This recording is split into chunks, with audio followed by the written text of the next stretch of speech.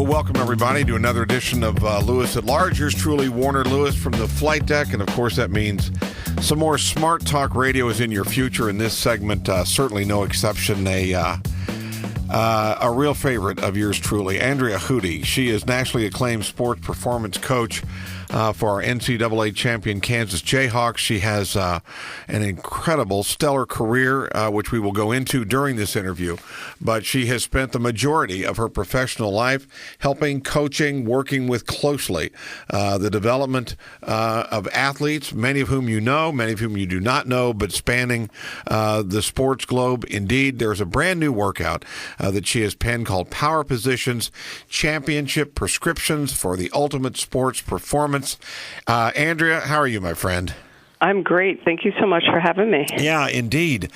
The world, to go behind the world of the athlete and look sort of in the back room into preparations, there is a traditional stereotype, undoubtedly, of what a performance coach and a strength coach, so to speak, is all about. And that is probably nowhere, you don't live anywhere near that world. But tell us how your role and the role of a performance coach has evolved over, say, the last decade even.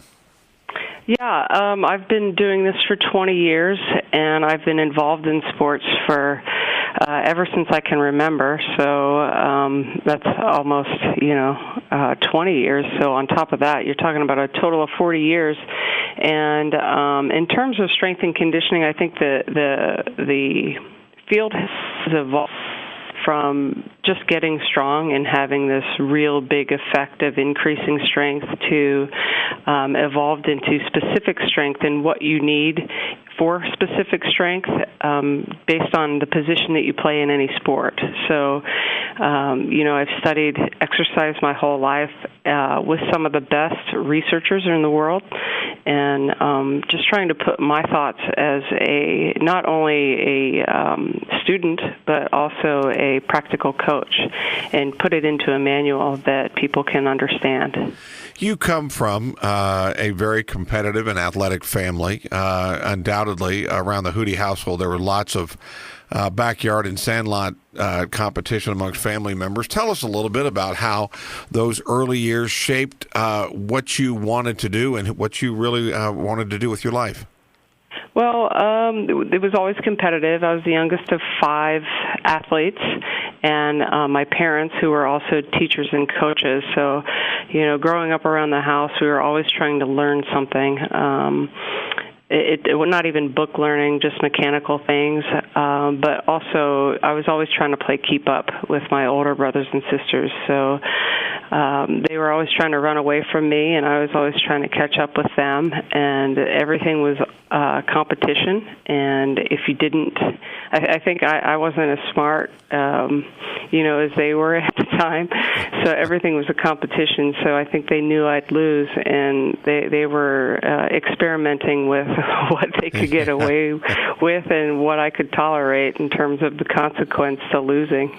So the old phrase, weak pigs die, you learned that early, and you learned how to fight for yourself, did you not? You learned to fight pretty hard. Yeah, I had to fight. There was no other option. Here's another thing too, and we do need to address this. You are certainly tops in your field.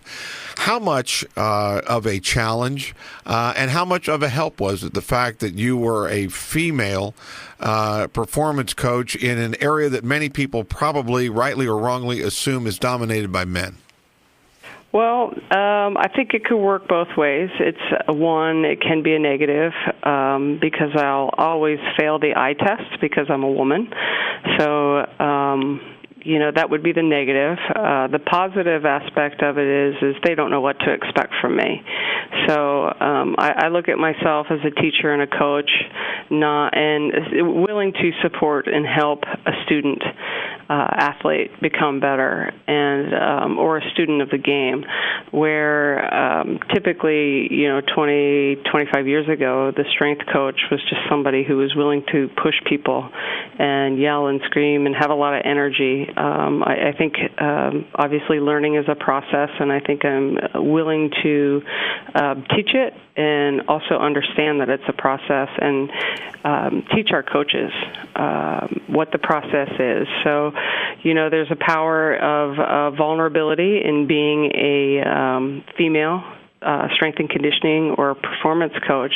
That I took that from Brene Brown. So, if you can appear vulnerable and empower somebody to be, in charge of a situation, and then I can come in and kind of work the situation to what I need it to be. So, it's a cool field to be in as a female, for sure. One of those people that maybe looked askance at you a little bit was head basketball coach Bill Self, who in the foreword of the book relates a little bit about that and the doubt that he had in his mind about really is it possible that a female performance coach would help us here? Tell us about that a little bit. Well, I think any coach wants a fighter, wants somebody who's willing to compete and put it out on the line. So it happened with Coach Calhoun at UConn, and it happened here with Coach Self at Kansas. And when Coach said, "You know what, I don't know about having a female," my response was, "Well, that's not the first time I've heard it, and if you give me a chance, I can prove to you that I'm a qualified candidate for this job, and all I need is a chance." And he gave that to me. When you got here and assessed the situation, like anybody that's new, there were things I'm sure that the University of Kansas did well, things that you thought are areas of immediate improvement. Anything in particular that stood out to you about KU? I grew up in a smaller town in central Pennsylvania around Penn State University. So I was used to the culture of Midwestern people being friendly and, really genuinely caring about people, where I went to school in Washington, D.C., then lived in New England for a while, and just the approach to life is a little bit different. So that was comforting when I moved here, that, people actually cared about you. And I think coming from UConn, I had a reputation at UConn, and it was tough to, reestablish myself with that. So that was hard. That was a daily battle, for sure. It still is, Yeah, again, if you just joined us, yours truly, Warner Lewis from the flight deck of Lewis at Large-Andrea. We're talking to Andrea Hudy, a nationally acclaimed sports performance coach for your University of Kansas Jayhawks, a long career spanning many schools and many years, helping athletes improve their performance in a variety of ways. Hudy, the book basically, and again, the brand new work is called Power Positions, Championship Prescriptions for the Ultimate Sports Performance. You kind of take the world of athletics and divide it into three basic areas. Do you not? Tell us a little bit about that.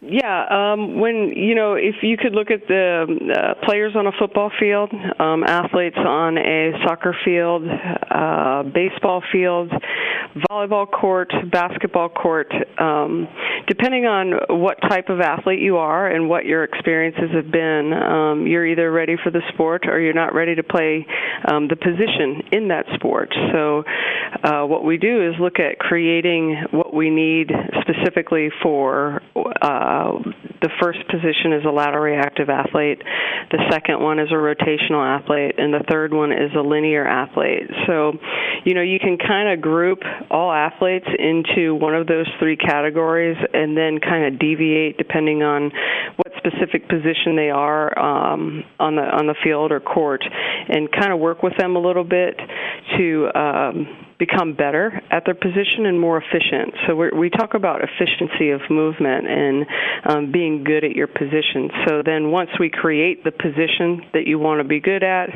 and practice starts, competition starts, too much of something is a really bad thing, and then we start to see breakdown and injury. So what we do is once we create that athlete, we offset the contractions and the movements that they get. In this case, let's just talk about basketball specifically. We offset those basketball repetitions that they get on the court with long, slow, healthy contractions in the weight room. And, we just look at the overall health of the athlete, but in the meantime, increase power output of what their specific goal is. So it's a complicated process that I tried to simplify in that book because I think it's important to educate people. The goal of my audience, or the main audience that I wanted to reach, were high school coaches, parents of high school athletes, junior high athletes, but again, it can extend beyond that into college athletes, and I've had 10 professional teams visit our facility in the last 6 months, actually probably almost a year now, and they're looking, to see what we're doing here at Kansas and how we're doing it. What, in the world of strength and performance coaching, obviously there's a very supportive cast of characters, and I would think the support system at KU is strong. Are the other major universities, Hudy, are they coming on board on this? Where would you put KU in comparison to most of the major colleges across the country? I would say technology-wise, in terms of a performance center and what we've learned from that and the standards that we're setting from that, I think we're pushing the envelope in terms of sport performance. There's a lot of people that fight for one piece of technology. We have two high-end pieces of technology here that we use every day. So I know that. Again, if professional teams are the pinnacle of what we're doing in sport, I've had 10 in here in the last year. So I think that we're pushing that envelope for sure. What about, we've got to ask this one too, you work with male and female athletes in a variety of positions, a variety of opportunities. This is a tough one. Do you have a preference, or there must be challenges and great victories with each? Yeah, each athlete, each individual is great. Again, I look at myself as a teacher and the athlete as a student. So it's cool. I think life is about relationships and connections. So I enjoy trying to help people, empower people, and then there's athletes that help me. So I think it's a learning environment, and it's a constant relationship development for sure. What about just in general in the industry and the work that you do across the country? How would you compare the American and North American, sort of the entire sports performance coaching community and industry versus counterparts, say, around the world? And I'll speak in generalizations with that. I think, generally speaking, I've been to Germany, I've been to Australia, I've been to London or England, and, generally speaking, I think Americans tend to be really good on the practical part of coaching. And I would say the rest of the world is good at the research and understanding of the science behind a lot of it. So I think if we could bring the worlds together, that would be the best thing to have. So you look at these sport performance models or these high performance models that people are starting to develop, and they're actually bringing in foreigners to oversee it and let the Americans continue to coach. So again, I think a molding of all those general principles are something that we would all want to strive for. When you give us kind of a sort of a case study here, when you work with a coach in particular, let's just say you work with women's basketball. What is describe, if you would, the collaboration between you and the head basketball coach when you work with Bonnie, and do you lay out what you believe their agenda should be and certain sort of absolutes by you, or does she sort of tell you? How does that all work? Well, one of the pieces of technology that we have is a force plate, which it's a simple dynamic vertical jump on that force plate, but it gives us a lot of information in terms of how people produce force from the ground, how they rely on either the front side or the back side of their body, or how strong they are. So there's a lot of physics or biomechanics involved in that. And I know for basketball, whether it's men's or women's, when we play man-to-man, you have to be a lateral reactive athlete who produces a high amount of force in accelerating 10 yards or accelerating vertically or laterally. So I know what we're trying to produce. So some kids come in and they already have that kind of movement signature, and then some kids come in and they don't have it. So if a kid has that signature of a lateral reactive athlete, we just try to fine-tune it. Now, there could be an athlete who comes in as a rotational signature, and they're trying to be lateral reactive. Well, I know that that's going to take a little bit longer to try to produce, but I know that we can do that. Like Jeff Withey was a linear-based athlete. He was good at timing. He was a volleyball player, outside hitter, wasn't very reactive. He was really stiff, and we changed how Jeff moved, and it did wonders for his future as a professional, for sure. Well, I don't want to take you too far away from the essence of the book, which again is called Power Positions, Championship Prescriptions for the Ultimate Sports Performance, penned by Andrea Hudy, nationally acclaimed sports performance coach here at KU. But take us, and again, you're not here as a health expert, so to speak, but take the average sort of Lewis at Large listener that is either sedentary or semi-sedentary. How can they get started back on the road to a more active sort of lifestyle a little bit? Maybe take them through a day, just some general tips for better health, maybe better eating, whatever. Yeah, well, I have my opinions on how people should function in life. I think exercise and nutrition is the best medicine for a healthy person. So I like to take the proactive side of things, and that's what are you doing to exercise? As a sedentary person, we need to get you moving. And then what are you eating? If you look at a nutrition plan or nutrition, I'm at the point where I'm calling these things exercise prescriptions, because I can make or break an athlete. I can make or break a millionaire. You got to look at it as a nutrition prescription too, because nutrition plans ward off disease too. And then sometimes when there is disease, the nutrition makes it better. So I would rather be proactive than reactive and prescribe or get somebody to prescribe a medication. So I think as a whole, we need to look as a society, we need to look at the holistic part of the person and try to prevent disease versus react to it. So,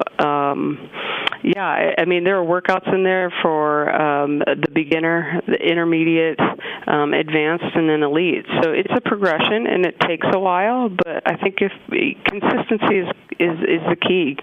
The reps from day to day, the eating right from day to day. I think that's important, and if people can realize that, it could change your life.